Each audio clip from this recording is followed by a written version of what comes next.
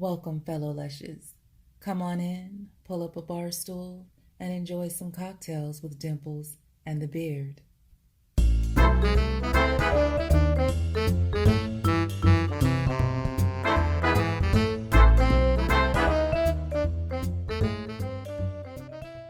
Hi, how are you? I'm good. How are you? We are fantastic. You're on the East Coast tonight? I am for the holidays. Oh, are you originally from the East Coast? No, I'm from Santa Barbara. Oh, okay. Just Yeah.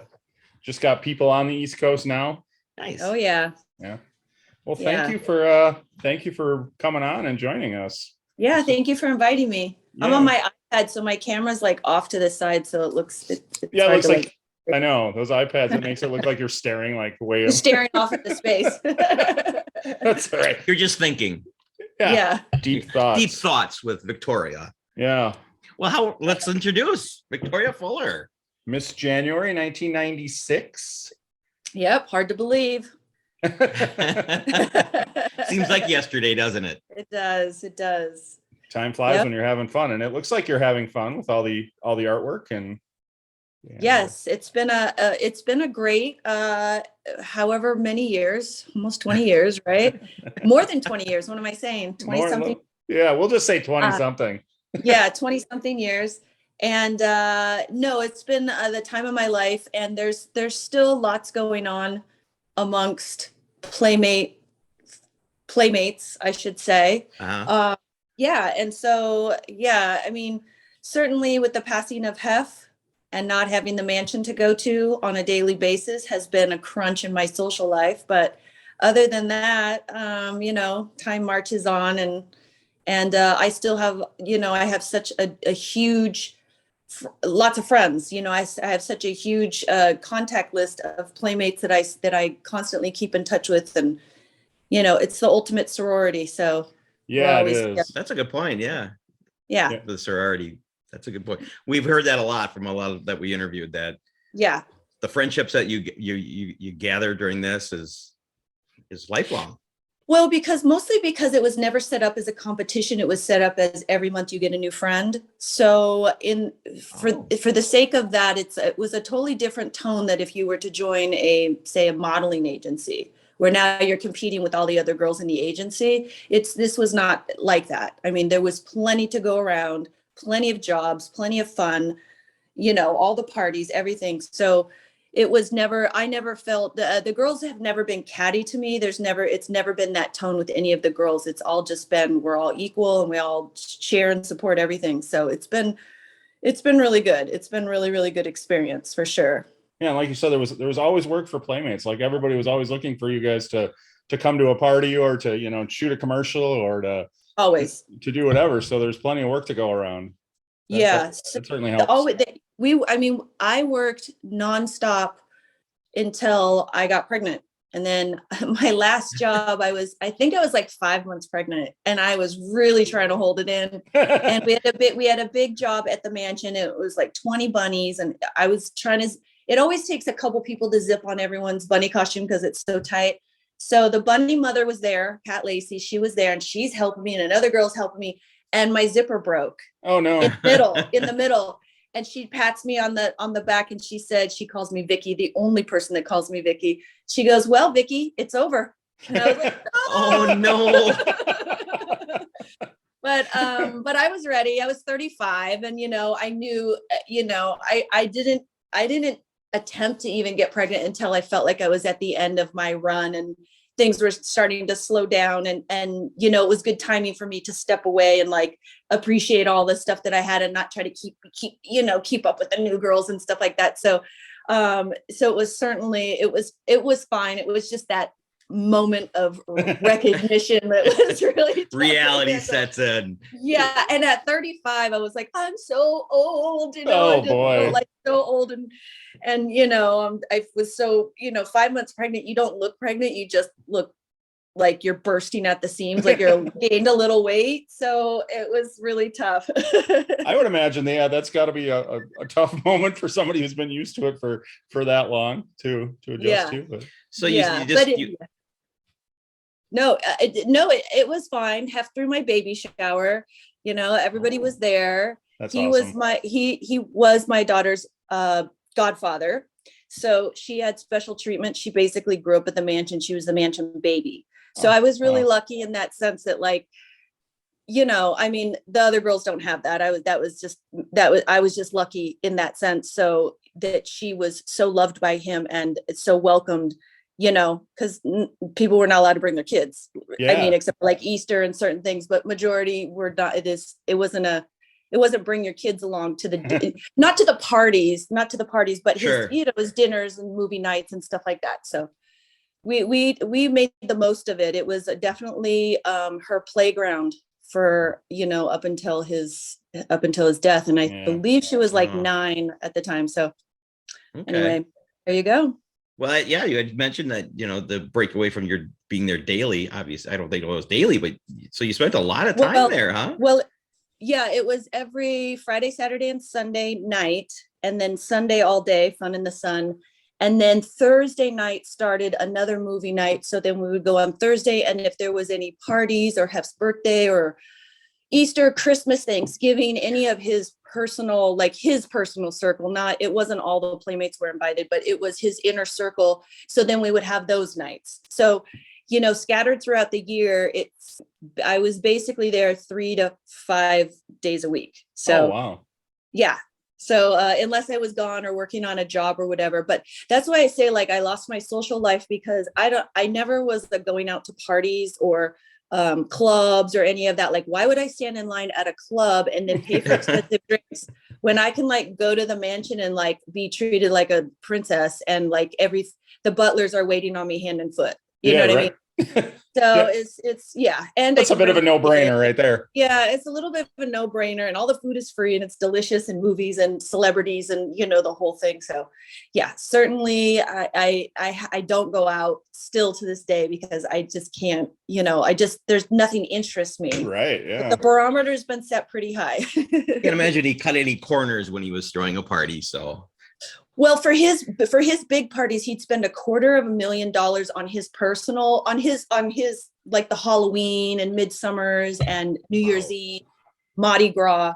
And so he'd spend $250,000. So there was 4 big parties a year, and there would be 1,000 people there, plus, whatever. It's just the whole shebang, which I'm sure you've seen a million pictures of. Right. And then for his inner circle, for his birthday, he'd have a birthday party, but he would have his inner circle birthday party. So there'd be about 60 to 80 of us. And he would serve lobster tails. We'd all dress up like Casablanca, watch the movie. Casablanca, favorite movie, yeah. And then when the movie got out, everything was candlelit, and the entire dining room was all set with the beautiful silverware and everything. And everyone has a seat, and they serve you lobsters, steak and lobster, and champagne. And then afterwards we have caviar and cake. And I mean, it's crazy. So, and then Thanksgiving was, a beautiful turkey dinner served by the butlers. You sit at your table, they serve you whatever it is that you want on your plate. And so there was lots of his personal parties that were, if his girlfriend, he threw me a surprise birthday party one night. I showed up, and they had a cake and everything. It was about 30 people. So, there was lots going on all the time. He loved to entertain. And I think there was a couple years straight, the last couple years of his life, I don't even think he left the mansion. Yeah. Because for one, he was falling apart a little bit. He was having a hard time standing up straight because he had severe back problems.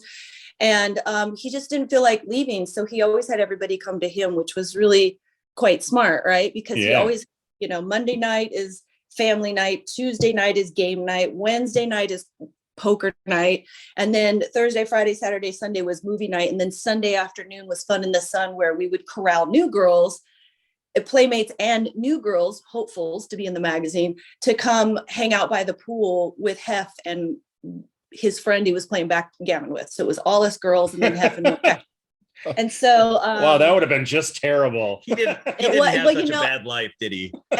And I was married at the time, and so because we were close, I mean, I wasn't close like dating him close, but he was so good to me as a friendship and everything. He welcomed my husband to Fun in the Sun. So it was Hef, his friend, and my husband.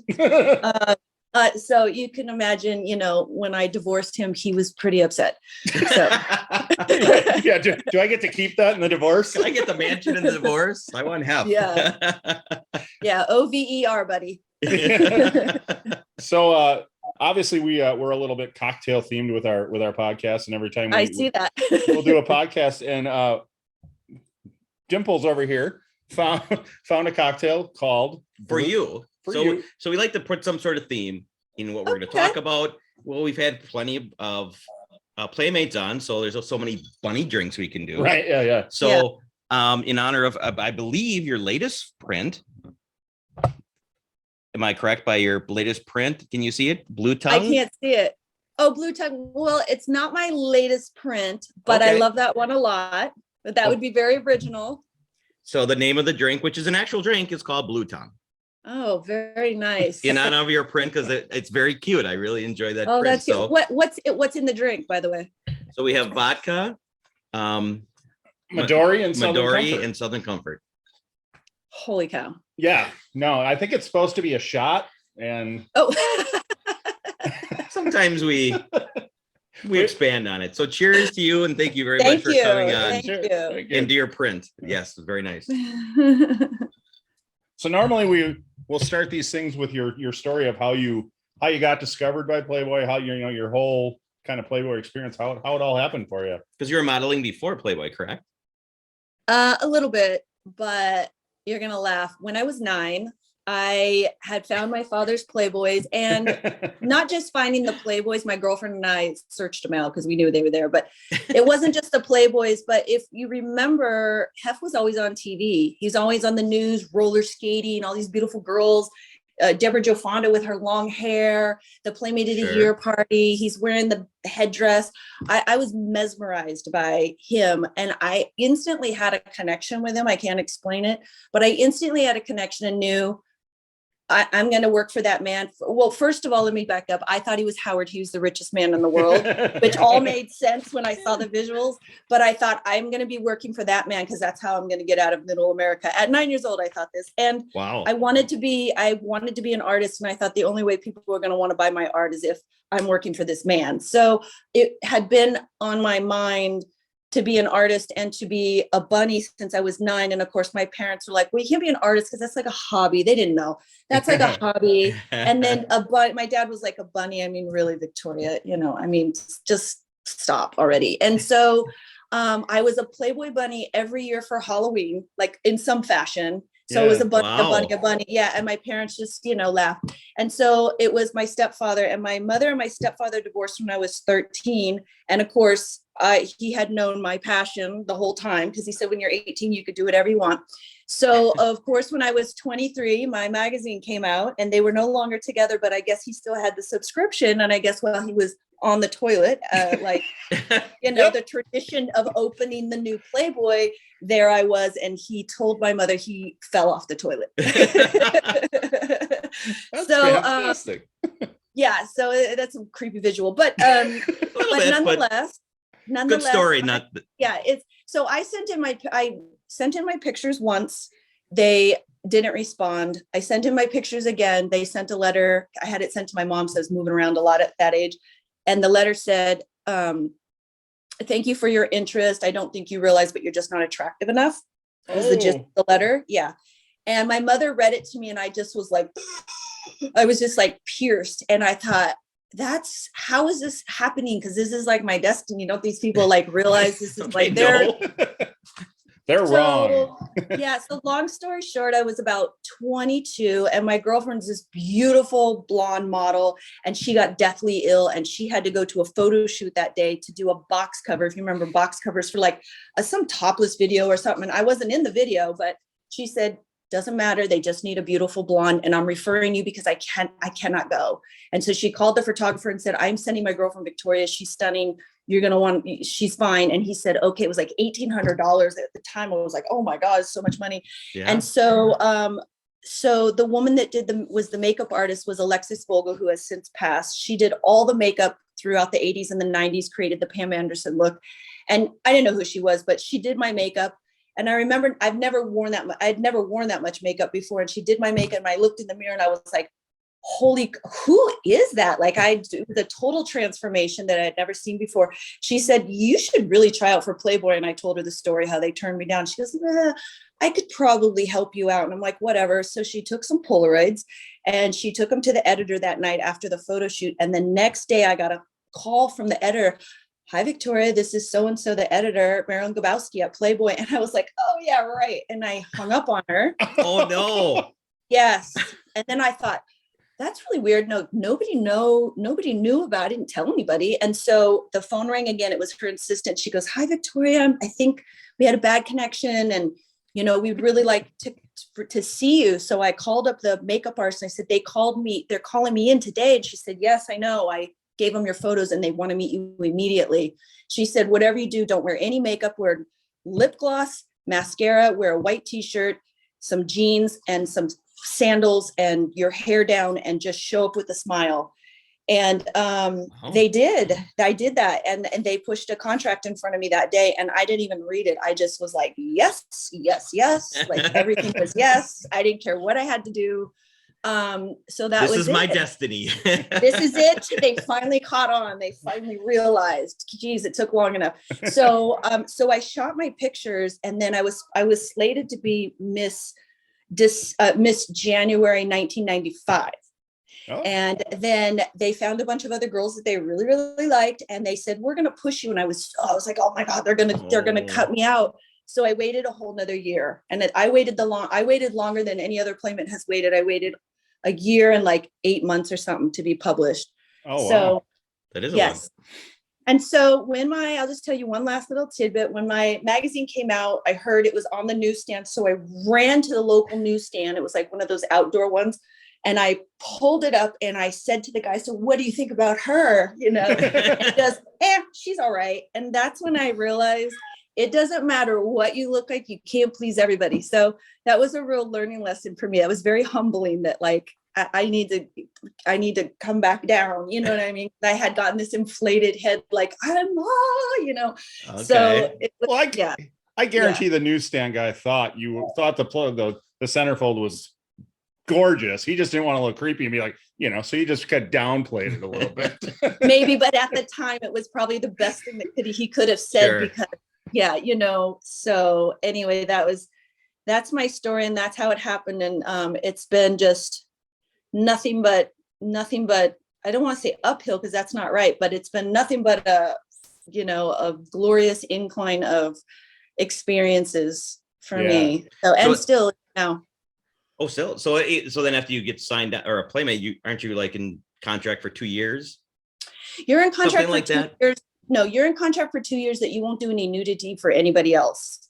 Oh, who else you gonna pose nude for, by the way, if you're in Playboy? So that wasn't hard for me, but I guess there was some girls that wanted to go strip and make a bunch of money. And Hef never wanted the girls to be strippers and a Playmate. He wanted there to be a difference. Mm-hmm. He didn't want to blur the lines. He wanted Playmates to be special. Yeah. So if you were a dancer and they found out, they would cut you or you would never make it in. If you started dancing, you're blacklisted. If you do porn, you're blacklisted.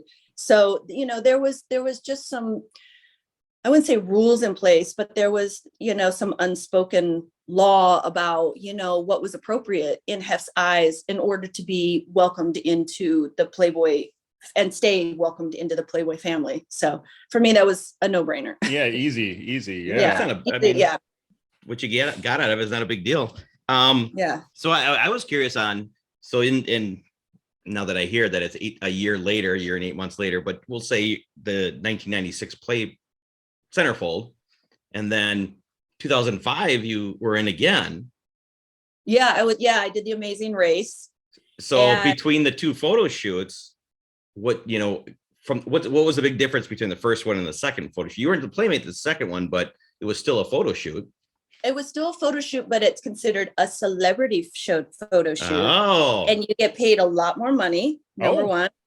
Had I won the Amazing Race, Hef would have put me on the cover. He put this other girl on the cover, which he regretted afterwards. He didn't think that once the cover came out, he's like, I really should have just put you on the cover, because we ended up getting it was my husband and I at the time, my ex-husband, we ended up getting so much attention for fighting on the show Yeah. that we got Dr. Phil didn't even have a show yet. And he was still on Oprah, and he got 1 million pieces of mail and emails and whatever saying, you need to help this woman. She's an abused woman. And so we were the ones that launched his Dr. Phil show. Oh, wow. It was called Romance Rescue, and it was a half hour, and it aired on Valentine's Day after the Super Bowl, I want to say, or just before. I don't remember. I can't remember. It was in and around something important like that. Yeah. And it was at night, which his thing is daytime now, but it launched his show. It was like a teaser to see how people respond to him having his own show. Okay. And yeah, that's how much we fought. It was a lot of drama.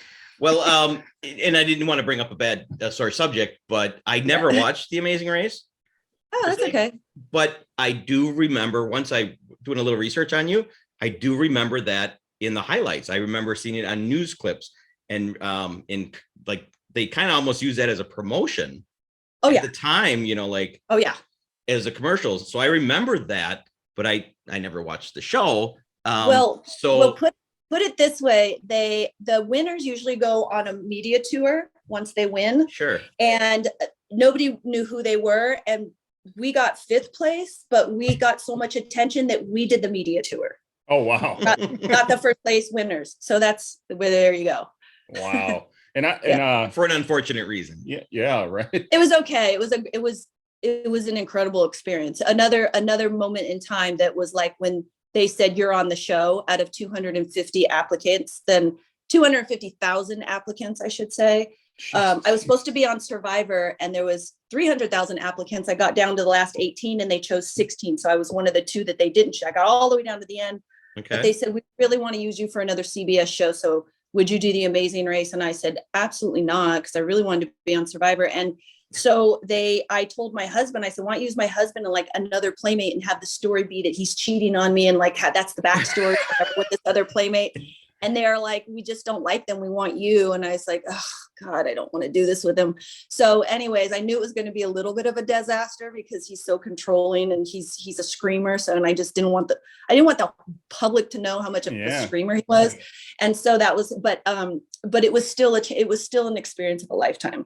Yeah. So. You still got to go around the world, and I mean, I'm sure you had already been around the world with Playboy, but not to some of these. I've never been to Ethiopia, Iceland, just some of the places, Budapest. There's just some places I just never probably would have ever gone to. Yeah. So in that sense, and you're on your feet the whole time. So you're on the ground running and trains and all this other stuff. So it's not the same as if you're in a posh hotel and, like right. you're just sightseeing. I got to really see the nitty gritty of where we were and what was going on. Senegal, Africa, we went there. So it was pretty intense, I'll say. So from when you agreed to be on the show to when you actually started filming, how long of a period was that? And what kind of prep did you do to go on The Amazing Race? Yeah, it's pretty amazing. I'm under NDA, but I don't care now, so I'll tell you everything. Basically, they put you in sequester in the DoubleTree Hotel when they're interviewing you to get on the race. So you're there for 10 days. You're not allowed to tell anybody you're there in sequester. You can't leave your room unless they're interviewing you, and it's a barrage of things that happens. Once you get chosen, you go back to the hotel. It's a 3-month thing. So you go back several times because we had to get 17 inoculations for every kind of everything. Sure. For around the world, and the booster shots, which take up to 3 months. So we had to continually go to the DoubleTree Hotel and get shots and, all over our bodies and stuff. And then we had other tests that we had to do, psychological tests. It was on and on and on, written tests. I mean, they really try to push you to find out where your breaking point is, because, it's a rough deal. So quick question, not to disrupt you, but a quick question. On the psychological test, they didn't see anything with your ex-husband that to keep him from coming on, or they saw a total nut job, and they wanted him, and they were just like, bring him in. So TV. They were okay. Yeah, they were just like, he's harmless. He's only going to harm himself, basically. So, and possibly Victoria, which is fine because they're used to it or whatever. But they loved we were fighting in the interview. I mean, we go into the interview and we kind of did that on purpose because we knew that would, he has a marketing background and whatever, me being in Playboy, we know that it's about drama, right? Yeah, drama. So we went in, we practiced a couple things that would come off spontaneous to bicker about, and they just ate it up. I mean, it wasn't hard anyways, but so that's basically what we did. And then once the 3 months comes up, then they put you back in the hotel and you're sequestered for like a week. And then they take you to the first mat, the starting point, wherever that may be. If they fly you there, you don't get to know where you're going. And you don't get to tell anybody where you are for 39 days. You're not allowed to call home, check in, do anything. If you have kids, there has to be a point person that they call to check on the kids. You're never allowed to even talk to your children or anything. You're not allowed to talk to anybody. Wow. And then as you get eliminated, as teams get eliminated, because some teams get eliminated, one team gets eliminated immediately. So they're on the race for 3 days and they're done. Oh. So what they do is they find a sequesterville town, city, wherever, which happened to be Cancun. And you pack a bag knowing you're going to go somewhere if you get out. So you pack cash, which they hold on for you, and like just bathing suits and just clothing and stuff. They tell you it's going to be a tropical vacation, wherever it is. So you don't know where it's going to be. Yeah. So then who, as you get out, they fly people to Sequesterville, and you have to be in that hotel, still not able to talk to anybody, because they don't want you to be out and then your friends and family, oh, you're out, so we know you didn't win. They really want it to be a surprise for everybody. And even once we got out, we weren't allowed to talk about it. So it was really interesting. But we got all the way to we were out 5th, but we really, out of 12 episodes, we were in 11. So essentially it made it almost to the end, because it's 3 teams at the end. And then there's a double elimination between us and first place. So it rapidly gets down to 3 teams, and the last 3 teams go to the finish line. So we're basically there till the end. And then we're all there at the finish line for the winners to cross. So yeah, so it's an amazing experience. It's a tight ship, I'll tell you that. I don't know how they put that to produce that, but it's a tight ship. Yeah. They know exactly where you are and what's going on. And so. And push you. It sounds like they kind of push you. Well, no, they don't have to push us, because it's $1 million at the end of the rainbow. So we are running as fast as we can everywhere we go, trying to sit at the front of the plane, the front of the train, where, getting the cab first, everything. They give you a nominal amount of money, so you know that you have just enough money for a plane, a train, whatever it is that you have to take. So you can't spend the money on stuff, right? Yeah. But what we did was we begged everywhere we went.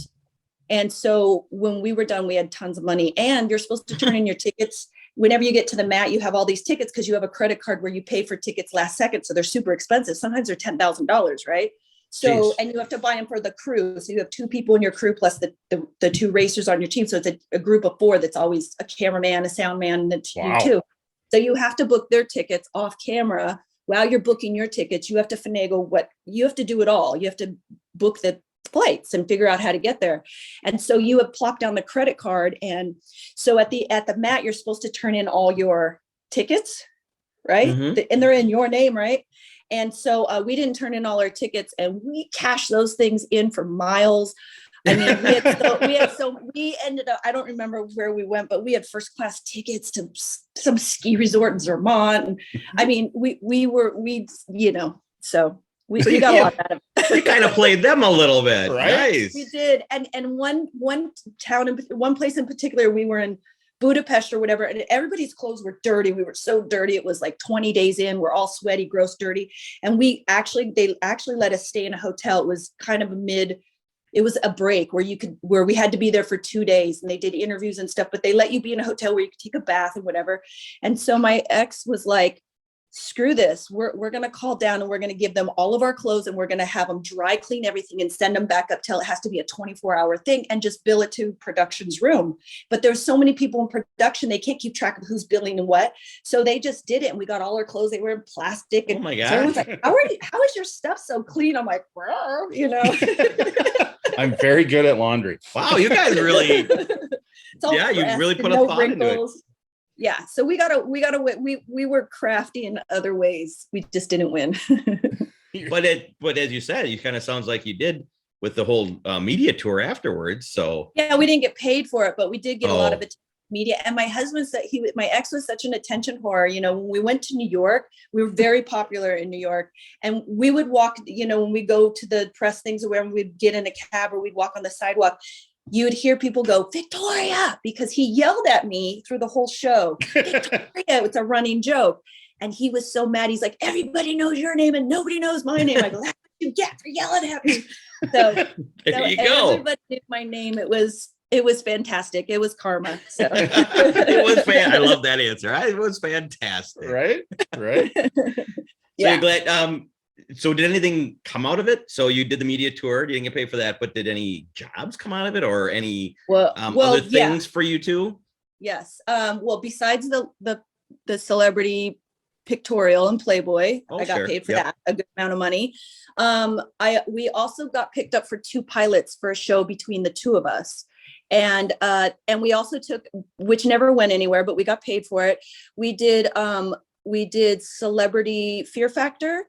So they did, you know, The Real World, they did Apprentice, they did it's 2 people from every team from all their big reality shows. Okay. And so that was a little bit of a disaster because it's really sad. We ended up getting into a fight. He and I, of course, we were bickering and fighting, and we were fighting with one of the other contestants, and the other contestants backstabbed us so bad. I got so mad. I was in a thing with the alligator and mud, and I was really frustrated, and I got all scared because it's a long story. But anyways, I when I got out of the mud pit with the alligator, all stressed out, I went over to the other player. It was Johnny Fairplay from Survivor. Yeah. Oh, I remember the name. And we had all conspired the night before and everything, what we're gonna do. And he turned on us, and I was so mad because anyways, I went over and I punched him in the stomach. I was so mad. I didn't even think about it. And I'm in my bikini and everything, all mud and hair and everything. And Joe Rogan goes, you know, you guys can beat up on each other if you want to, but you can't do that to the other contestants. And my husband, I remember that too. He went up to Joe Rogan. He goes, hey, you can't talk to her like that. And he got in Joe Rogan's face, which we were told, don't talk to Joe. He's got a temper. Like, don't get him. Just when the camera's rolling, do your thing. When the camera's off, don't even look at him. And he got so mad. He beat my husband to the ground and had him in a headlock. They didn't show the beating. They just showed the headlock. And The Miz, who was on the Real World team, he's a big WW wrestler guy. The Miz. I was like, someone come help my husband. I went over to production. They're still filming. I said, if someone doesn't security come over and help right now, it's going to be the Victoria Fuller Fear Factor show. I'm going to everybody. I was so mad. And so The Miz came over. He undid the headlock because Joe Rogan was in such a trance. He was waiting for him to pass out. And so The Miz came over and unlocked his thing, got him out of the headlock. And then my husband went after him again, and they had to like separate him. And so they stopped the show. We walked off the show. The show was canceled right after that episode. It was like 3 episodes, and you could win $500,000. And Joe Rogan was he was so done with the show. He was just like, no. And we even contacted the DA to sue them and everything for battery. But because you sign a contract when you go on Fear Factor, basically saying, if the shark bites your leg off, if the alligator kills you, if you die, if you get maimed, we are not responsible. Sure. And Joe Rogan is part of the show, so therefore it's just a casualty it's on us to deal with. And so we signed our right. They're like, well, they were kind of covered. So that was really unfortunate, but he was done with the show, and that was one of the last episodes. But it was like 3 or 4 episodes, and the next episode was the girls had to be in some kind of a coffin with tarantulas and cockroaches crawling all over them and stuff. I would have not. If one little spider put a finger on me, I would have been like, oh. You were laying in the mud with an alligator, and you wouldn't have done the spiders. Well, yeah, because one alligator I can deal with because I like dinosaurs. So I'm like, okay, I understand this animal. Cockroaches and tarantulas, I would have fainted. I think I would have had a heart attack. I don't think I would have done it. Yeah. So when we walked off the set, and we said, we're not coming back, like basically fuck you. And so that was the end of that. So okay. We got paid. I made a deal with the producers because I did not want to go on the show. I said, I don't want to put anything in my mouth. I don't want to eat anything. I don't want anything in my mouth. And we got $20,000 for just walking on the set. So no matter what happened, we got $20,000 each. That was the deal that we made. So it worked out okay. So that was that's the long answer. Did you get any other things? And we also did Girls but Next good Door. Stories. Yeah, we were on Girls Next Door, and then I was on the Kendra show. I was her nanny I was her nanny in real life. Yeah. She didn't trust anyone. I said, well, I'm not working right now. I'll be your nanny. And which paid really well. And then when she, I was basically the nanny on the show as well. So I got paid to be her nanny. And then the show paid me to be the nanny on the show. Oh, perfect. Yeah. You can't. So yes. Can't argue with that. I got a lot out of it. You get paid twice for the same job. That's the way to work it. It was incredible. It was really incredible. I just think it's so funny that not watching other shows, but I remember over the years, Joe Rogan has talked about how he was done, but they roped him in going more. And I remember seeing those episodes of this guy attacking Joe Rogan. That's all your husband. Ex-husband. I'm sorry. That was the ex. Yeah, that was ex. So this is awesome that we're interviewing you today. Yeah, so this is full circle for you. Absolutely. That's for sure. So going back to the second shoot after the Amazing Race. Yeah. What was the big difference from the rookie to the, now the, it was, what do you want to see yourself doing? Like, what can we do for you? How do you want to be shot? Unfortunately, they still didn't really listen, but I did have a little more control. But I said, I don't want my ass in the air. I don't want to wear anything pink and fluffy and no friggin' hats. And so that was, I didn't want to be on all hands and knees and like, you know what I mean? Like, I just didn't want to do all that. I wanted to be more like a model that's sexy and like nude, then whatever. So they still tried to put me in pink fluff with a hat on and with my butt in the air. And I was just like, you people are not listening to me. And so I had to call Hef and be like, someone needs to talk to them about what it is that I want. I want to be in sexy lingerie and I want my artwork behind me because I want my artwork in the shoot because I want to be able to promote myself as an artist. That's what I do. And so they did kind of, but it just so happened that the Playmate they were shooting for the centerfold that came right after that, everything in her thing was all about being an artist and pop artist. And like, she wasn't the artist, but they shot her against like she was in a studio painting pop art, even though she wasn't a painter. Just give me a break. But anyways, it was fine. The pictorial didn't have that many pictures in it. So I was a little disappointed because it was like a couple pictures. And then the picture in the very middle was just a nude photo. There was nothing. I wasn't wearing anything at all. So there was no painting, no lingerie. It was, wasn't quite what I had wanted, but it was fine. It was fine. And I shot with Helmut Newton. I don't know if you know who that is. Well, we've been hearing the name.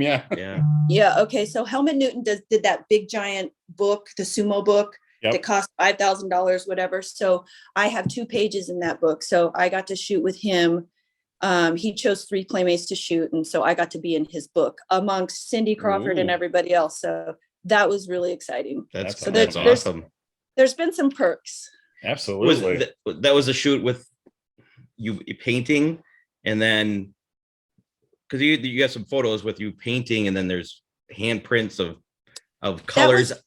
That was done for my centerfold. So those are some of the outtakes that they just didn't use for the centerfold, and then they used them at other periods of time for different things. Did I have that in the pictorial in 2005? When you look at stuff online, they don't really say, this is that. So I was they kind of all together. I've tried to force their hand to do the whole artist theme, like every time I shoot with them, just to, to self-promote. So I've done it actually a few times, but I did do it for my centerfold and they've used the pictures for other things. Yeah. So the shoots, when you have the model, like I said, you have the ink handprints all over your body from the colors. I'm just wondering if there's any way you can put a good word for me to do that job of just putting handprints on Playmates.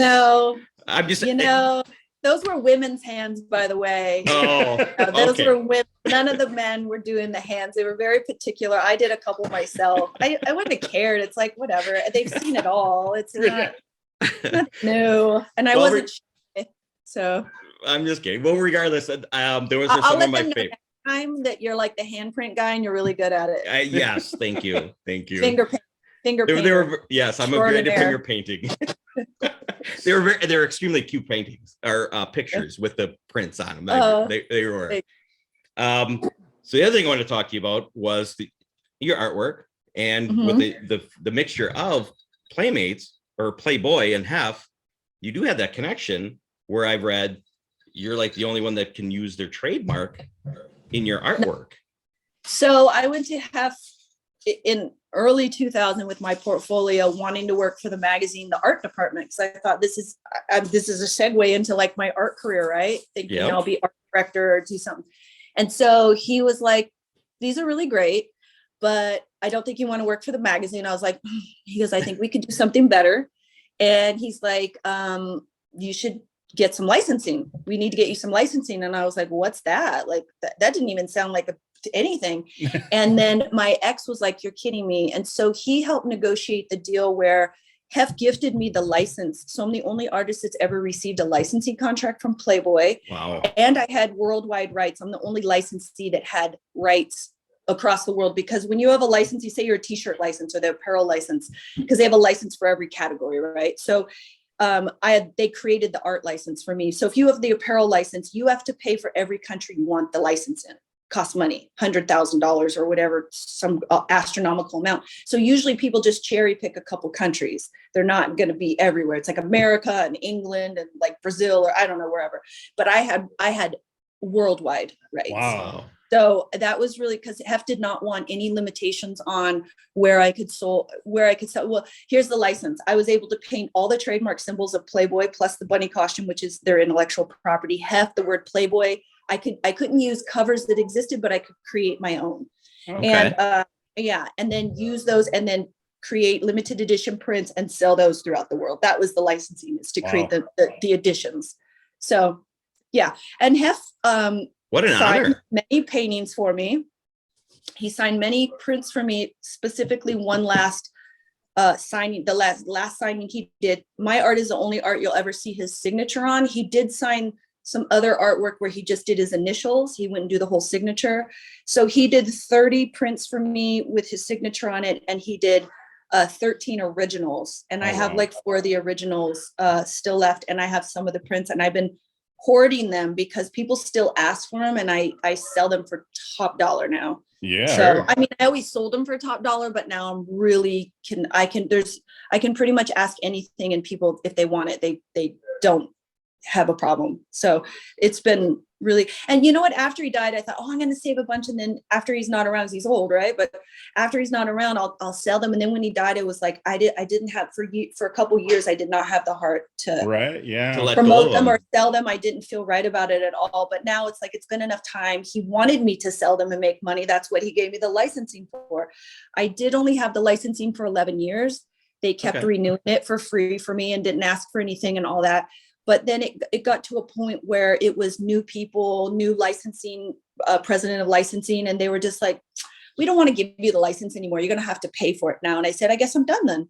Sure. Right. Yeah. Yeah. So I suppose when he sold off the corporation, then the new people were. Yeah, there was tons of new people and, tons of new faces and whatever. And it was also like at a point where, he really wanted the Playboy license to be just like a Playmate, to be a launching pad for you to do something else, right? It's a lily pad. He always called it, being a Playmate's a lily pad. You don't want to be a Playmate for the rest of your life. You want to use it to launch yourself into whatever it is you're passionate about. So go open those doors with your Playmate status. And the same thing with my licensing. He really, my whole thing was I wanted to be the next female pop artist. I wanted to be the next Andy Warhol type of thing. And I don't do pop art so much anymore, but that was my whole shtick at the time that I was running around with. And he was all for it. Later on, once my licensing, almost at the end of my licensing, he came to me and he said, I have a full page. Olivia does the pinup, full page pinup. Like she does the pinup and then he writes the gag, right? So it's like a pinup with a cute little joke or something.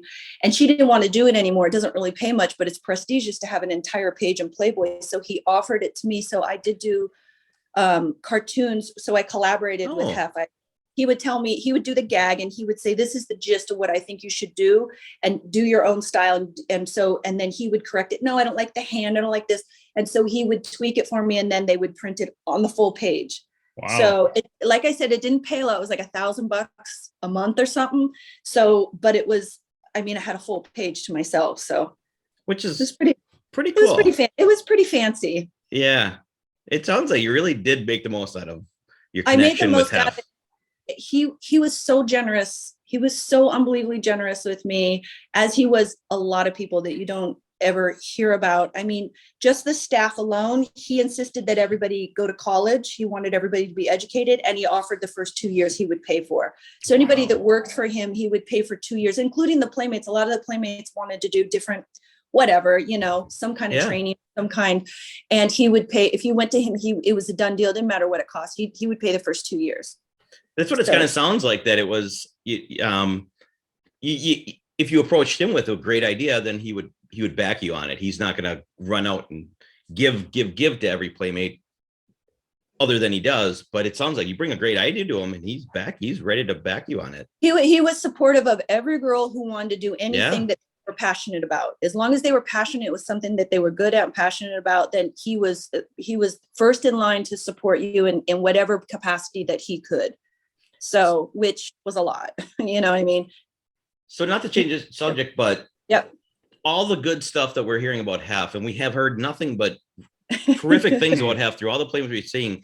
Right. There's the whole, ask me the question, the controversy going on kind of right now with Holly and the doc, you know, kind of bashing the guy. And obviously I don't have an opinion because I don't know him, but I'm gonna give you my opinion. Thank you. Okay, so here's my opinion. And first I'm going to say Holly was very instrumental in me becoming even really closer to Hef than I was, because during the time that she was with him is when I got my licensing, when I was doing all my art shows, he showed up to all of them. And it's because Holly and I were friends. Holly came to the mansion. She was working at Hooters. She was a nobody, and nobody would talk to her on the Sundays. She was just a girl. Mm-hmm. And, you know, she wasn't as fabulously cute as she is now, whatever, but she was still really cute. And I talked to everybody. It doesn't matter if you're a playmate or this or that, whatever. So I always hung out with her. You know, it would be her and I, we'd look at magazines, we'd hang out by the pool, whatever. And so once she became Hef's girlfriend, everybody also wanted to be friends with her. And she's like, no, Victoria's my real friend. And so she was really loyal to me in that way.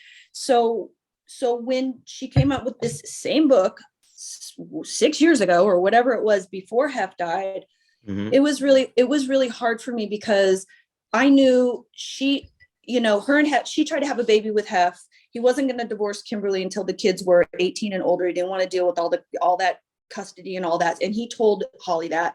He tried to get her pregnant. It didn't happen. She met Chris Angel on a freak thing. He came to the mansion to do a stunt. She fell madly in love with him and found a way to basically ditch Hef. And she ran off with Chris Angel and broke Hef's heart. Hef was very upset about it. And I met her and Chris Angel at Disneyland, of all places. She said, you got to come meet him. I want you to meet him. I met him. We all hung out, and I thought they were very much in love. And it ended badly because if you want me to tell you a story, I can, but I don't know how much time we have. But anyways, that ended, and she ended up marrying someone else, and that ended. And, you know, she had a show in Vegas. She was making millions of dollars being a residency at the show, and she was getting all this attention, and she's Girls Next Door. And she was, you know, and I hate to say it, but I think girls get, people that taste fame the way that probably she has, from being a Hooters girl to being Holly Madison, get a taste of fame and fortune and attention. And I don't doubt that. I wasn't there, so I don't know what she personally went through, but I will say this. When Hef makes someone a girlfriend, he sits them down or has a conversation with them. And I only know this because I've known a plethora of girlfriends. And the story's always been the same. He sits them down and he says, this is what I want from you. Blah, blah, blah, blah, blah. And this is what I'm going to give to you. And there's rules. There's a curfew. There's a this, there's a that. How do you feel? Would you like to be my girlfriend?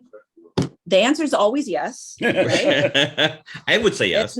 It's not a problem. And so they know what they're getting, and it is an arrangement, definitely an arrangement. And he'll tell you, I don't want to know what the girl's agenda is. It takes the fun out of it. I don't care. I'm telling them what I want, and I'm giving them what they want. And we haven't, he understood it was an agreement. And, you know, normal people, that doesn't work that way. And I understand that normal relationships don't work that way, but it's Hugh Hefner, and that's how he operated. And that worked for him and the people that were in his life.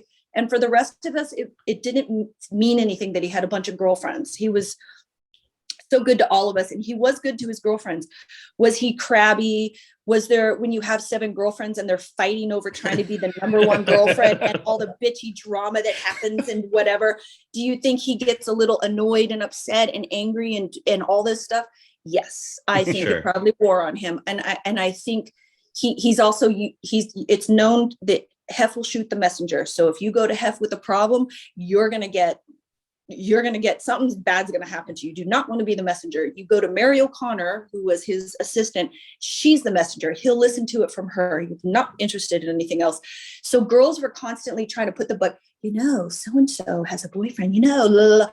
And he would get so, you know, so Holly rose the ranks of girlfriends to the top. I don't know the process of getting to the top, but I imagine it's stepping on a couple ears, bunny ears, and deflating a couple tails.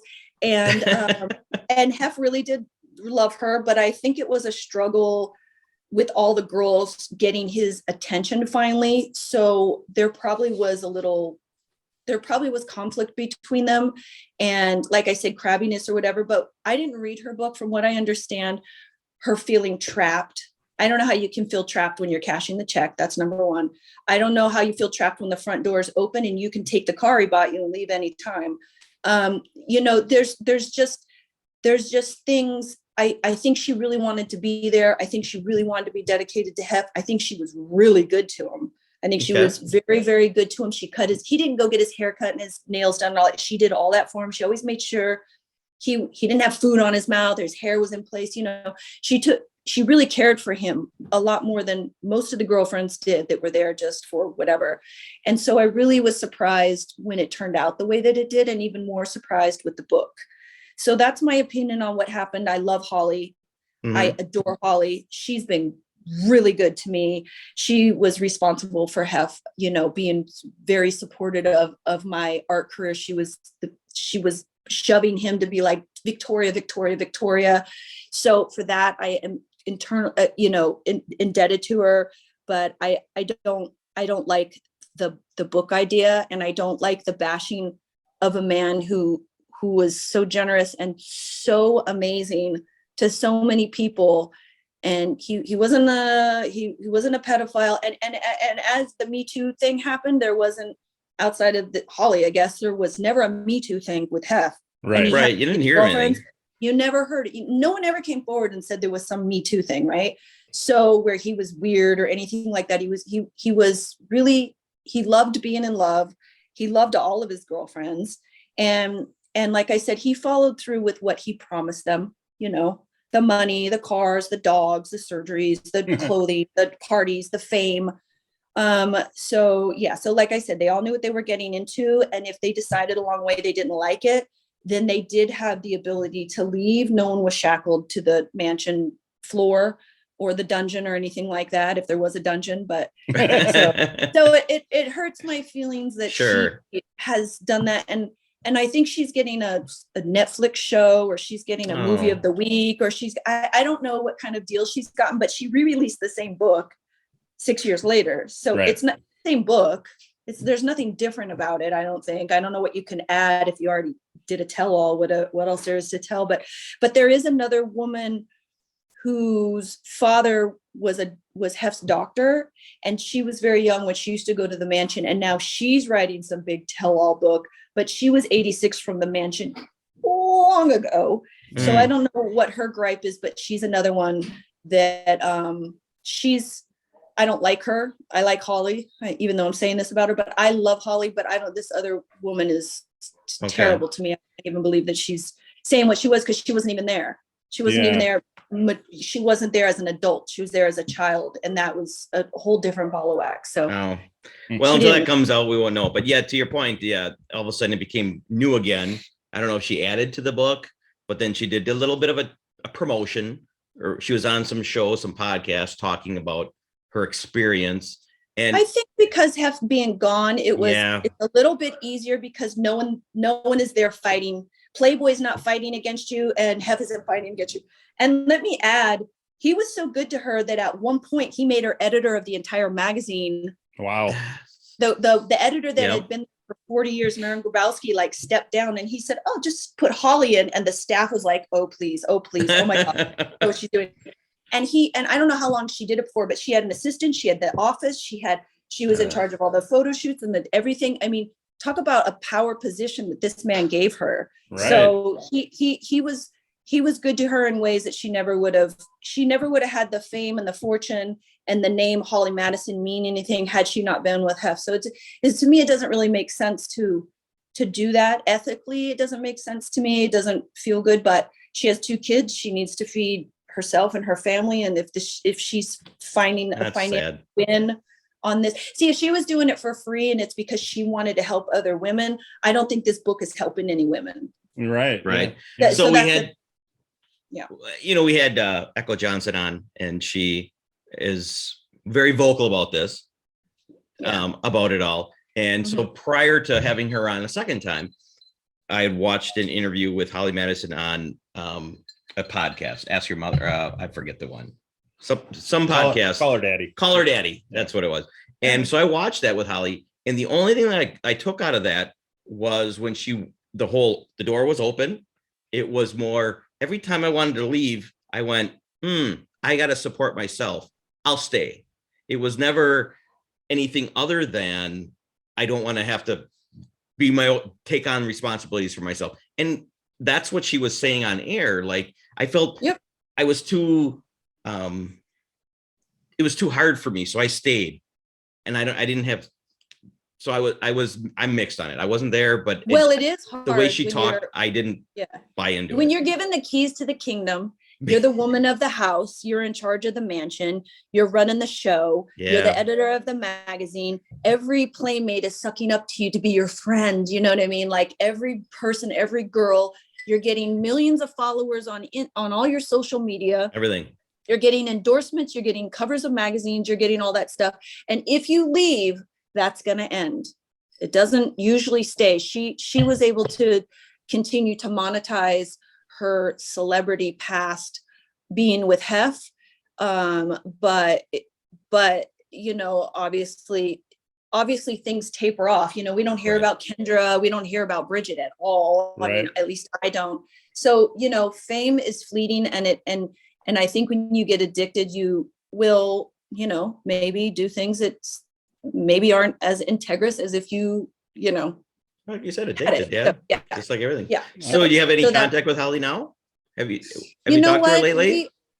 I haven't talked to her lately. We keep in touch through social media. She's been unbelievably wonderful to my daughter. My ex-husband went to her and Hef when they were trying to have a baby and said, "Would you guys be the godparents?" And she loved my daughter so much. She was very good to my child. And she said, "Absolutely, of course." And she basically was like, "Hef, and you're the godfather." He's like, "Okay, I'm the godfather," So, it's just, my daughter's 15 now. She tells people Hef was my godfather. It's like, they're like, "Oh my God, really?" The only child he was a godfather to. So it was Holly. So it is with great, it's very hard for me to say anything negative about her because she has been such a light in mine and my daughter's life and really good to me, but we don't stay in touch. We don't hang out. Through social media, she'll answer me immediately and we'll talk through social media, but outside of that, there's no phone calls, hanging out. We're not going to lunch. It's nothing like that. Okay. So, yeah. Okay. Enough about Holly Madison. Let's talk about you and your beautiful artwork and where people can see it and how'd you get into it? I mean, it sounds like you've been into it since you were a little girl. Yeah, so I was 2 years old and I would copy Snoopy off the newspaper with my crayons, and my mom's like, "Oh, well, she's got a talent." And my great triple great grandfather started the Newland School of Art in England. And he was a very wealthy man, and his father wanted to be a businessman. And when his father died, he went back to his art career. His father did not want to be an artist.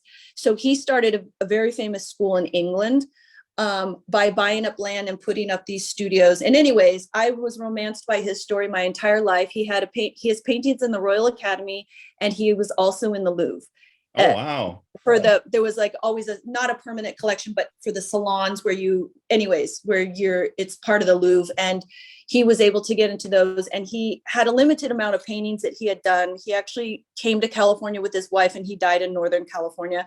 But I was so romanced by him my entire life. I thought, I'm going to channel him. I always thought this as a child. Nice. I'm going to channel him, and one day I'm going to be in the Louvre. Okay. One day I'm going to be in the Louvre. So for me, being an artist was it for me, because I thought that is a direct, I'm a direct descendant of that line of art. And my mom's father was an artist, and my father was an artist, and everyone in our family is basically left-handed, except for my daughter is not left-handed. But, and so I come from artists all over the place. So for me, it was ingrained in me at a very early age. It was just all that I thought about. Yeah. It was just all that I did all the time. I was in my room alone, painting, drawing, and I would corral the little kids on the street, and I would do art lessons and teach them how to draw Snoopy. And so I just was into it. So that was my life. And then, I did do some college, but I really didn't want to do all the math and the English and all the other requirements. I really just wanted to get to the art class. Yeah. I wanted to learn. I didn't know how to use oil paint, so I needed to understand how to use how to clean a brush, how to mix the colors, not mix the colors, but mix them with the mediums to make them work on the canvas, because I hadn't painted yet. So I really learned how to use the mediums in college. And then that was it for me. I was off and running after that. And you are just a fantastic painter of portraits. And that's my gig. Yeah. Yes. And is there anybody, I went through and looked at, you've done Marilyn, Abraham Lincoln, obviously Hef.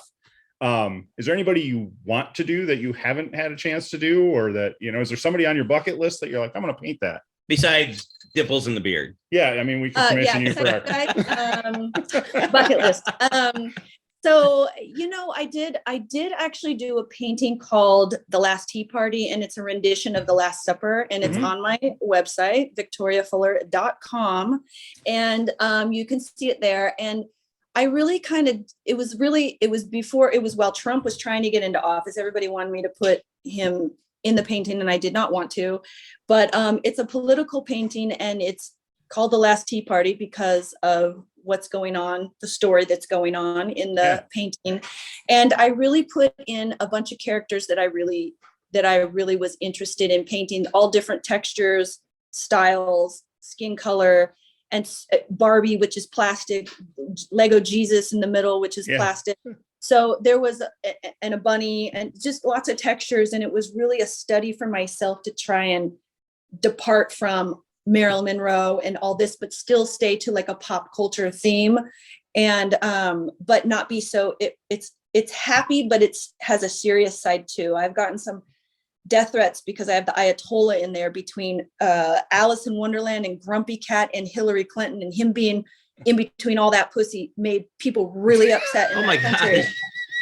So that has not, they keep, and I guess someone did at his office and sent it to his direct office so that they could see.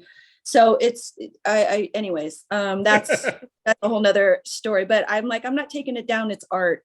And right, exactly. Why would you have our leader, our beautiful leader, in that position? And I said, because he's a political icon. And they're like, okay, well, that's yeah. So, but no, I wouldn't say there's anybody. I did a recent painting. I do commission work, and I was commissioned to do Boba Fett.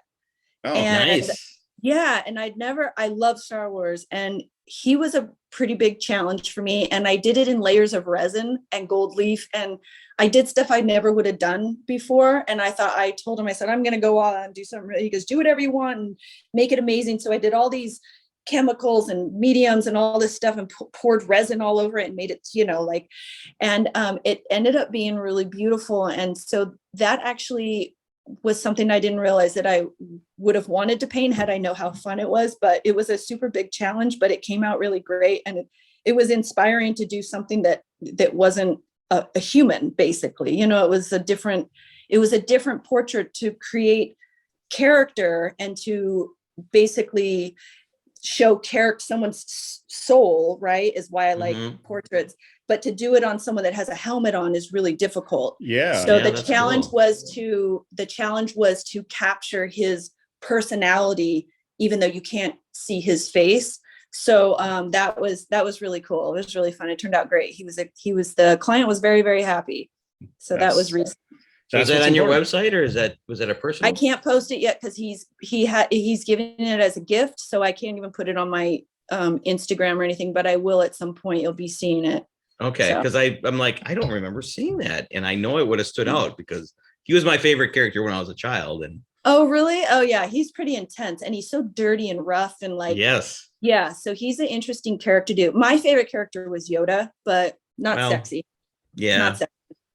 No, I love Yoda too, but he was the bad boy, kind of the bounty hunter. Yeah.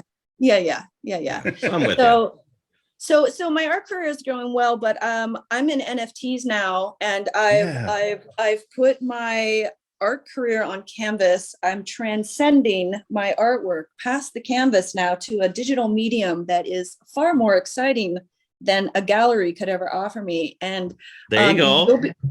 I'm under NDA with my project, but you were going to be hearing about me in the next year. Just keep an ear open. Yeah, NFTs have all of a sudden it's the thing. Yeah, come out of nowhere to not been out of nowhere. They've been around since 2017. Really? So, okay. Yeah, maybe 2016, but I was introduced to them in 2017. This artist said, you really need to get into this. And he showed me the crypto kitties, which is like these NFT.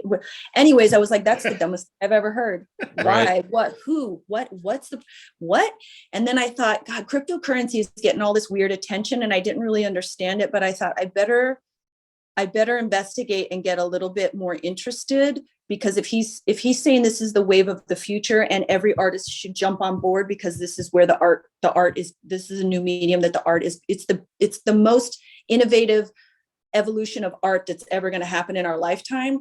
And I thought, what does that even mean? And he was absolutely right. He was right. So it took me a couple years. I got wallets. I started trading crypto a little bit early and stuff. And then in the beginning of the year, Elon Musk's girlfriend made $5 million in 7 minutes selling her NFTs. And I was like, do. So I was like, what was that? And then I got really involved. So that's where it happened, is January of this year. So okay. I have a big project coming out, and you're going to hear about it in the end of February. Awesome. Okay. That is excited for it to come on. Yeah. So stay in touch. we will. We want to promote your stuff.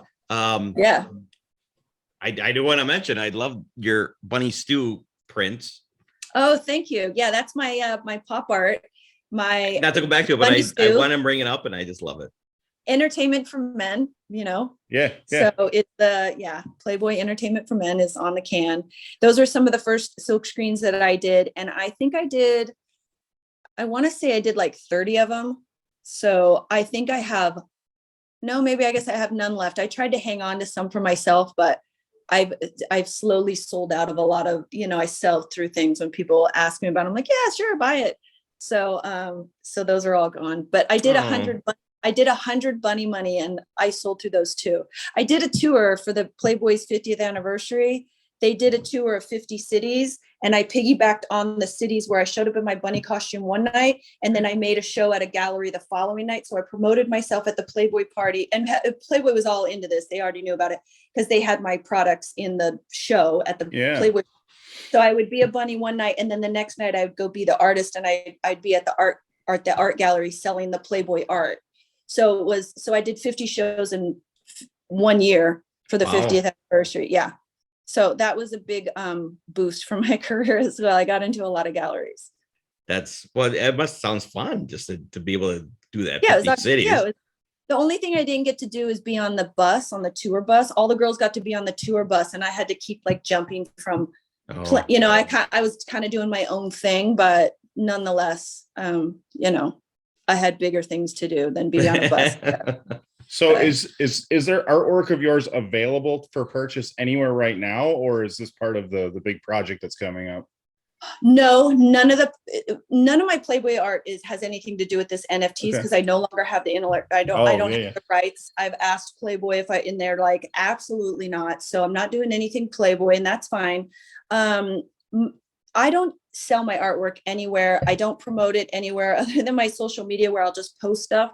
But I don't, even on my website, I don't have a for sale page or anything like that. I thought about it, but I thought, people always want to talk to me and ask questions, and they usually buy stuff after speaking to me and having questions about the art. It's a very personal thing, and I charge a lot. So before they plop down that credit card, they want to talk to me and whatnot. So for me, if people are interested, they get a hold of me and they ask me what's available, is this available, blah, blah, blah. And then I sell it from there. So I have clients that I've been painting for 20 years that pop up out of nowhere, like, oh, you know, I bought a painting from you 5 years ago, and now I would love for you to commission you to do, you know, painting of my wife or my whatever. And so I do get commissions, and I mean, that's kind of like, it pays really well. The commissions pay really well. I don't have to do many of them a year. So it's a really fun job. That job's really fun, but I am doing less of that and just focusing on the NFT, because, if you know about anything about an NBA Top Shots. Not a thing. No. I mean, I shouldn't say not a thing. I've heard a little bit about it just from listening to the NFT conversations, but I don't know a lot about it. Well, they're digital trading cards, and they're NFTs, and they came out October of 2020, and they are at almost $1 billion market cap. Wow. That's crazy. So this is the game I want to be in. Yeah, right. Absolutely. Well, I don't feel like such a moron, because I went on your website and I kept going, I can't figure out how I could even purchase. I was just kind of looking around. Yeah. It's elusive. Trust me, it's elusive, but I still get enough people inquiring through my Instagram is where mostly stuff comes from now. Sure. And I can tell right away if it's a fan that just wants to talk to me, or if someone that's actually interested. I can usually tell. I see through the weeds, but it's been fine that way for me. You know, I'm not in any galleries. I've pulled out after when COVID started. I was out of all galleries almost anyways, and then tried to get back into galleries. And galleries are a nightmare for me. They take half. Sometimes they don't give you your art back. Sometimes they sell it, don't tell you, and then you have to chase them. And you know, they treat you like they can be very snobby. And for me, it was just like, you know, I'm not interested in working with a bunch of egos. Like, I'm in the business of selling art and making people happy by them purchasing something that enriches their life, not by having an ego and I'm too good. And I don't want to play that game and do all that stuff. So for me, not being in any galleries is very liberating for me as an artist, not to have that connection to I don't need them to sell my art. I do it on my own now, and it's been totally fine. Yeah. Well, regardless, they should go to your Instagram page and look at your art, because it's beautiful. I mean, it's fun to look through it all, because I've done it several times. Good.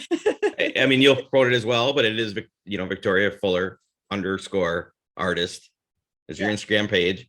And it's just fun to look around at your stuff and be like, love to see this on my wall. But you know, what's really sad is that when there's a Bachelor that came out not too long ago, and one of the girls that got all the way to the end, she was Victoria Fuller. So when you Googled Victoria Fuller, it was me for 20 years. And now it's this other girl. So it's really funny, because it's kind of better because my daughter's 15 and there's less nudity of, like, if her friends and they do Google me, I'm not coming up like I was before. Yeah. So just like some art stuff and whatever, a lot of stuff has been phased out. You have to really search for the nudity or the links that say I'm doing porn and all that, you know, all the Playmates unfortunately have those links and stuff, because my daughter was like, you know, my friends came to me and they said, you're doing porn, doing this. And I'm like, come on, please. It's just a thing. The clickbait. So she's like, it's sad. Yeah. But you're right. And she's a brunette, I believe that comes up, that yes, of the other personality. Hey, she's very cute. So if people think, oh, that's Victoria Fuller, not so bad. Not so bad. It's okay. Before we go, I would like to, I don't want to leave without asking you about, oh boy. It's not bad. You were in the old, with David Lee Roth and his old. Oh yeah. Oh, that was great. David Lee Roth, what was it called? No hold bars barbecue. Wow, you guys really did your research. I forgot about that one. Yes, it was me, Karen McDougal, and the Dom triplets spent 2 years with David Lee Roth every other weekend, Friday and Saturday, filming for 6 to 8 hours, from when it was light out till just after the sun went down. And he filmed, I don't even know what, I know what it is for now, but basically he wanted, he went on tour with Sammy Hagar, is it? No. Yeah. No, Sammy Hagar replaced him. Well, they went on tour together. They did a dual They went tour. on tour together, and one would open, the other one would be and then they would switch and whatever. And so when David Lee Roth came on, he had the big Armatron screen behind him, and he played No Holds Barbecue. And he invited me to one of the concert. This is the best story. Do we have time? Absolutely. If you have time, we have time.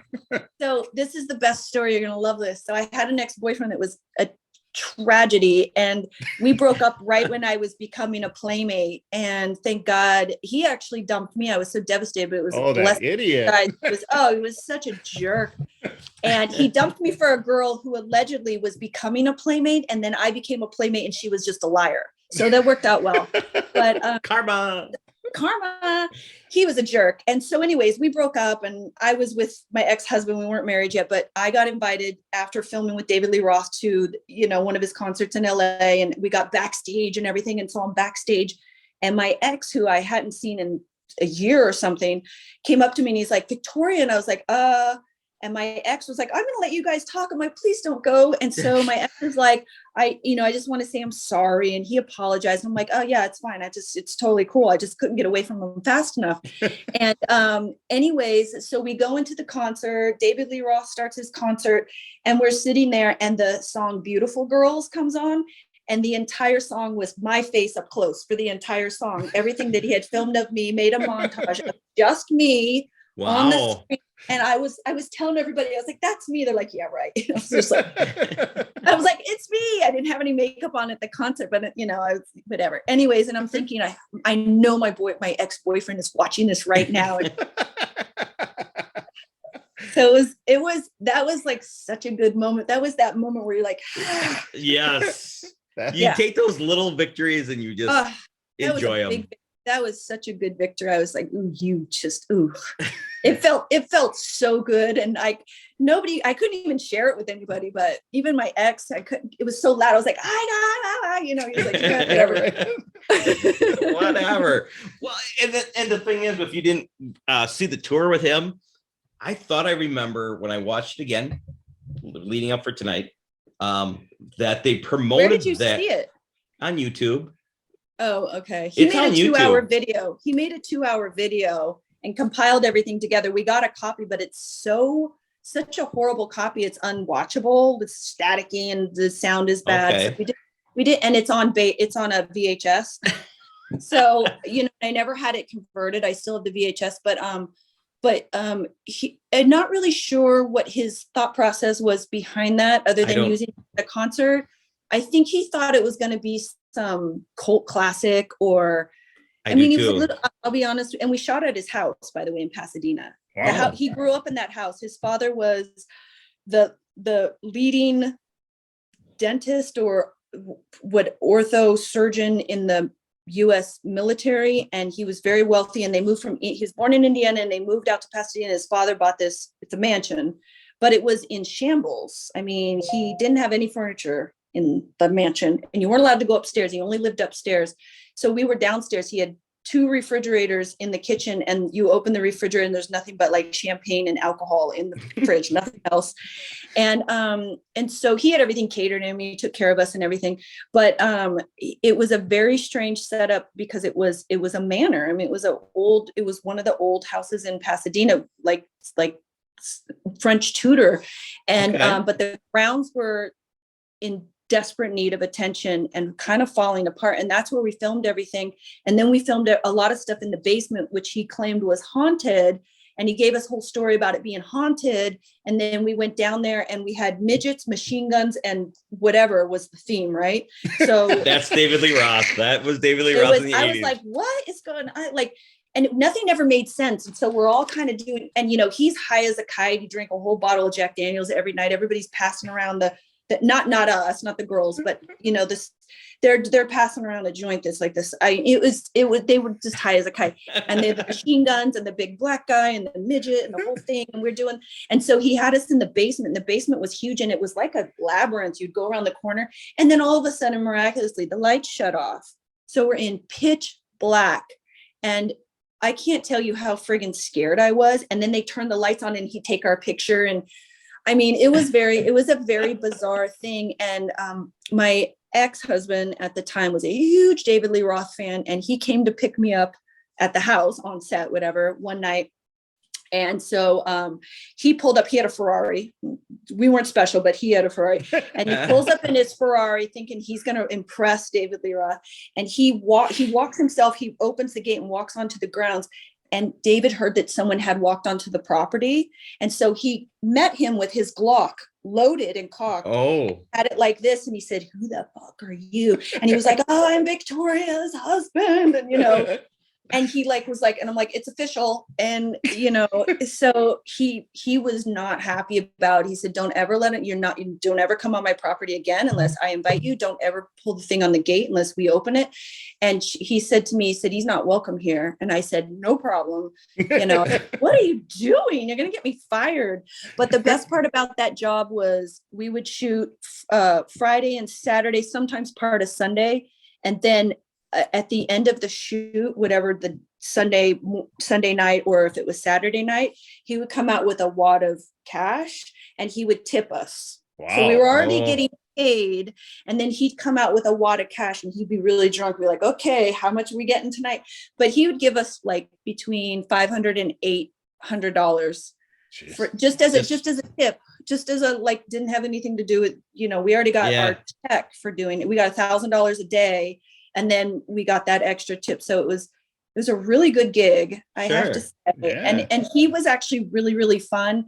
And I have a portfolio of photos that I don't know what he used in his things. I never watched it all the way through, but I have a portfolio of photos where I'm in the giant martini glass. Yeah. And pictures where he and I, it's just him and I in the pictures. I have little Polaroids, and it's just, I have them on my Instagram.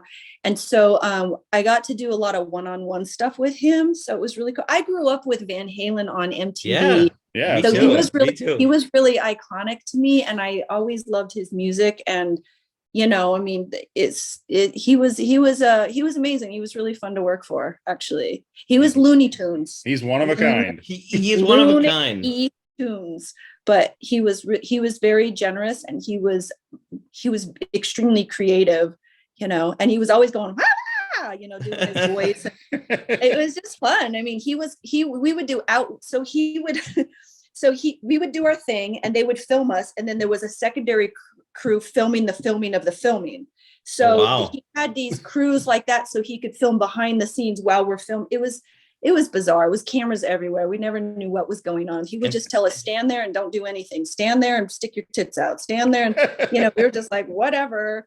So that was fun. Some of the scenes you could see it. All the girls are like, we don't know what to do. Just move around. We had no clue. Yeah. We have no clue what to do. And he'd come on the set and be like, no. He would whatever. And be like, okay. We never knew if we were doing it right. Let's just put it that way. We were just but we had so much, us girls, the four of us, we had so much fun. Yeah. You know what I mean? Because we just there was a lot of downtime where they're setting up the set and doing all that. So it was a lot of downtime. So in one of his refrigerators, he had a huge bottle of champagne, and he had gotten it from the 1984 MTV Music Awards as part of his gift. When he got an award, he was on stage with it. Okay. And it was an etched bottle of champagne that said MTV. It was very elaborate. It was obviously a beautiful, from 1989 or whatever, 1984, when his album, whatever. And so it was in there, and Karen McDougal, who was Playmate of the Year, and he had a big crush on her. She's like, I want that bottle of champagne. I said, well, I think that looks pretty fancy. It hasn't been open for all this time. So I think he's hanging on to it. And he said, she goes, so what's with the bottle of champagne? And he goes, oh, no. That's for a special occasion. So she thought about it. So one of our the last night that we were shooting, she goes, so is this a special occasion enough? You know, she was flirting with him, and he goes, I'll be right back. And he went and got the bottle, popped the cork. Nice. And we all had, it was a huge bottle. It was a big bullet. And I got to keep the bottle. So, he threw it in the garbage, and I was like, is this tacky? Because I would like to keep this. Wow. So you still have it? And I had him sign it. I'm like, is it even tackier to have your signature? I had the girls sign it, have everybody sign it. And so I had that for the longest time in my studio. I was putting paintbrushes in. It was my paintbrush holder. And then one day it broke. It fell off. No. It broke. So regardless, it's a cool story that you got. It was the best. People would always go, what is that? It was really pretty neat. So that's why we get into the NFTs. They're not breakable, right? They're not breakable. They're not scam. Well, they're not hackable. They're not. Yeah, you can't fake. You can make a fake if someone doesn't know what they're doing, but if you look closely enough, you can see if something isn't the real deal. Sure. You know, people can copy. I can put out an NFT and someone can copy it and call it something close and sell it in a marketplace. And if someone's not smart enough, they could go, oh my God, I'm getting this. Sure. This NFT for, like, they're selling for 50,000. I'm getting it for 12. Oh my God. And then they buy it and they realize they've been scammed when it's too late. Because it's decentralized finance, DeFi, it's decentral finance, right? Joe Biden's not going to step in and help you when your money gets stolen. So you got to be you can lose your crypto really quick, really fast if you're not smart and you don't know what you're doing. So it's not for the faint of heart. It's for someone who has, you can't do it while you're tired. You have to be really super careful. And if you send money on one blockchain to a blockchain that's not of the same cryptocurrency, like Ethereum to Bitcoin, you're transferring your Bitcoin to your exchange, to another wallet in your exchange that doesn't accept that coin, and you make a mistake because it's the code is this long, and you have to cut and paste and you get the wrong one, it's gone forever. There's no getting it back. So a lot of people have lost millions of dollars sending the wrong crypto to the wrong crypto wallet. You have to send Ethereum to Ethereum and Bitcoin to Bitcoin. It doesn't work any other way. So it's very interesting, but I find it super exciting to have a medium that has limitless possibilities. So it's limitless what you can do. Well, learn more and then give some classes on it, because I do. You got it down pat. I onboard actually quite a few people. I set them up in their wallets and I school them on what to invest. Yeah, this is key. And so I'm really into getting anybody into the space because I'm so passionate about it. So I have lots of mommies at my daughter's school, and I used to do a Friday cryptocurrency class and get them on their MetaMask wallet and get them trading. Yeah. Oh, okay. So you really have. So I was just joking, but you really are teaching. Oh no, anybody that wants to know, I will lend every bit of knowledge that I have on it. I'm not a financial advisor, but I will give them every bit of knowledge. I mean, I invested in Ethereum when it was $300. It's now at $4,500. So I tell people, invest when it goes down and leave it there, because in 10 years, you could invest $1,000 in, say, Bitcoin, which has gone from pennies up to 60,000 at its height, right? So you can invest in these hot coins and leave it there for the long-term hold, and you could possibly have $1 million at the end of 10 years. If you don't touch it, you leave it there, and it's an investment, just like an IRA account. So, if you have a certain wallet like MetaMask and you don't name it, you don't put a name of any kind on it, it's an anonymous wallet, and you can leave it there, and the government has no way of tracking it at this point. So at this point. So, I mean, that probably will change at some point when you cash it out. Of course, they're like all over it, but so far so good. So question then, one last question. Yeah, anything. We still buying Bitcoin today, or is it overpriced now? It's never overpriced. It's going to continue to go up because there's only so many Bitcoin that there's only 20, well, I don't know how many is left now, but there's only a certain amount of Bitcoin that can be mined, and then it's all taken up. Yep. And Bitcoin gets lost. People put it in cold wallets and lose the code to the cold wallets. And now that Bitcoin's got lost. This person dies. He had it on his computer. Nobody can access his seed phrase. Now that Bitcoin's gone. So stuff is disappearing and there's only so much left. So it's going to continue to go up. It doesn't have as much utility as, say, Ethereum, which is used for artwork and all kinds of gaming and all kinds of stuff. But it's going to continue to go up because it was the first. It's the most sought after. So really, no matter when you buy Bitcoin, you buy it, and you don't buy a whole, you can't buy a whole coin, right? They're so expensive. So you buy a portion, it's called a Satoshi. So you buy some Satoshi and you leave it in your wallet and you let it ride. Doesn't matter when you buy it, you just put $1,000 in and you let it ride. So that's my suggestion. You don't take it out when it goes up, when it goes down, you don't worry about it, you don't think about it, you just put it aside. And in 10 years from now, I guarantee you it's going to be worth a whole lot of money. So I'm in. I've been in and out. Yeah, I've been in and out of it a little bit, but I don't have anything now, unfortunately, but that's why I asked it. It's the alt that's the problem, is what I'm hearing. It's Ethereum that's really the one. Yeah. Ethereum's the one that's hot and growing. I mean, Bitcoin is going up, but it's so expensive to get in. Ethereum just dropped like $3,800. So it's at a low right now. It's a good time to get in.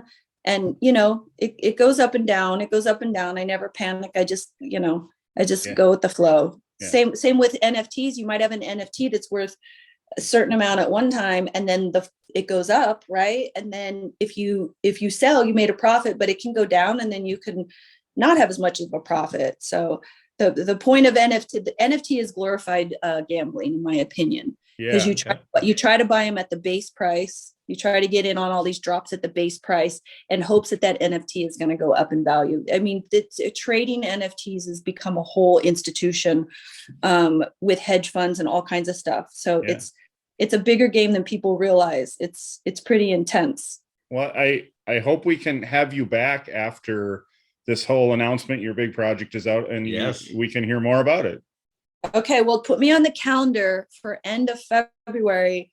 And I guarantee you'll get an earful on what's happening. I would love it. I love it. I could do a whole show just listening to you talk NFT and Bitcoin. Absolutely. So, well, maybe you should dedicate a show to that, because I can talk. I can talk endlessly, as you can tell, but I could talk endlessly about cryptocurrency. I'm so passionate about it, and it's evolving so quickly, and stuff is changing so fast. There's never a lack of anything to talk about. Yeah, right. So it's really people in a year from now, it's going to be a very different space, because all these major brands, Nike, McDonald's, all these people, they're all starting to have NFTs. And what's happening is all the major studios are building up their NFT their NFT platforms to launch their NFTs, which is a 12 to 14 month.